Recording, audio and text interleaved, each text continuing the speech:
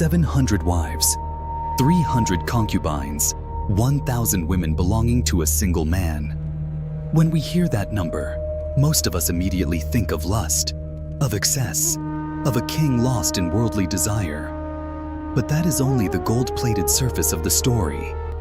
Behind the silk curtains, behind the gilded walls and ivory throne gleaming under the eastern sun, lies a far colder tragedy. The tragedy of a man who had everything, yet slowly lost his own soul. Solomon was not merely a wealthy king. He was the symbol of Israel's greatest golden age. Scripture records that silver in Jerusalem became as common as stones, that gold flowed like water, that cedar forests, foreign trade, monumental architecture, and unmatched wisdom all converged in him. He built the temple of the Lord.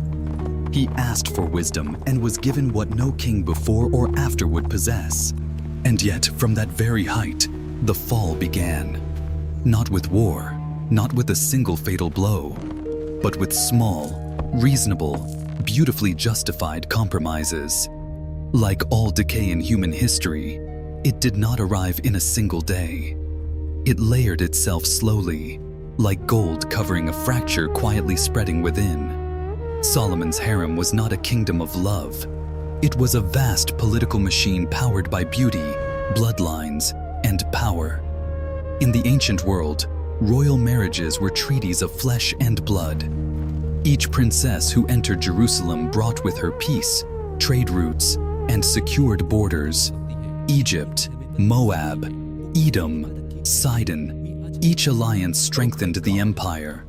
40 years without war was no accident. It was strategy executed to near perfection. And therein lay the danger, because what appears perfect in human eyes can silently break covenant with God.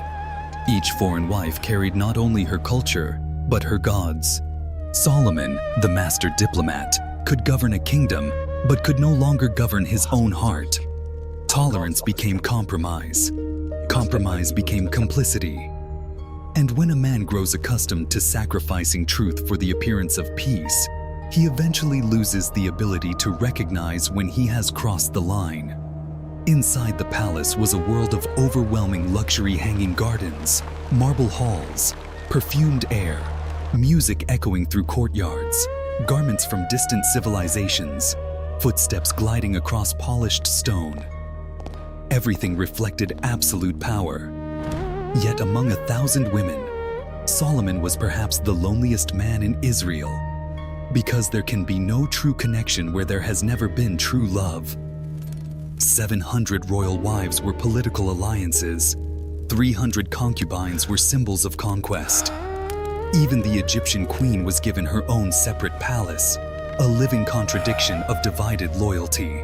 Solomon wanted the alliance, but not the spiritual contamination near the Ark of the Covenant. He tried to stand in two worlds at once, and in doing so, built hypocrisy into the foundation of his life. It is no surprise that later he would confess, with bitterness, that among 1,000, he found no true companion. Not because they failed him, but because he never truly loved them. You cannot harvest intimacy where you have only sown strategy. You cannot find unity of soul where relationships are reduced to instruments of power. He had everything a king could desire, yet he had no peace. And then the compromise could no longer remain hidden. It rose visibly on the very mountain facing the temple of God. To maintain political stability and satisfy his foreign wives, Solomon did the unthinkable. He funded and built altars to foreign gods. Not in distant lands, not in secret, but on the Mount of Olives, in full view of Jerusalem. Smoke rose into the sky like a bitter mockery of the covenant he once honored. Chemosh, Ashtoreth, and most horrifying of all, Molech, the god demanding the sacrifice of children. Scripture does not say Solomon performed these rituals himself. But sin is not only in the hand that strikes, it is in the hand that permits. He did not need to offer the sacrifice. He only needed to authorize it, fund it, allow it.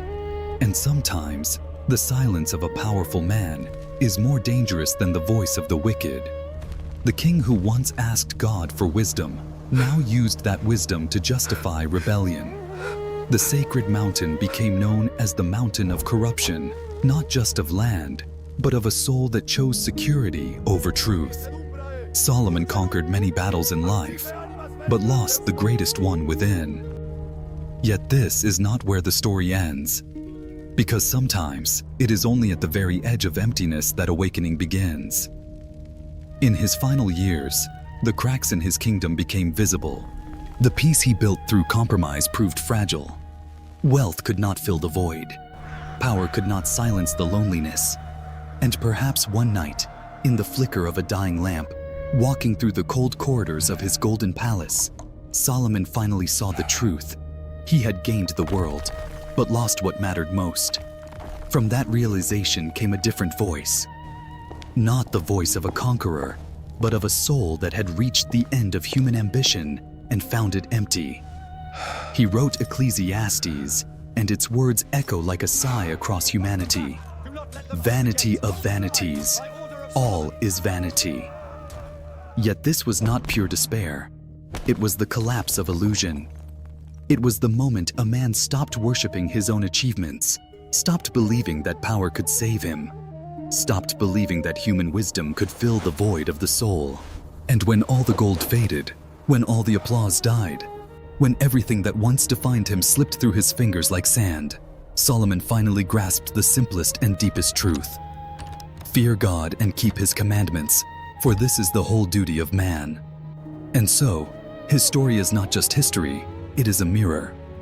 Because many of us are building our own golden palaces today, compromising truth for relationships, trading integrity for security, choosing comfort over conviction.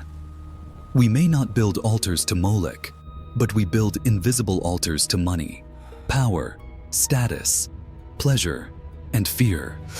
And each compromise echoes the same ancient story. Awakening does not always come early. Sometimes it comes after years of wandering. But as long as a person can still look inward, still tremble before truth, still admit they have been chasing the wind, the door to renewal is not closed. Solomon fell deeply, but from that depth, he left a testimony that echoes through time. Nothing in this world can replace God. And now the question is no longer about Solomon.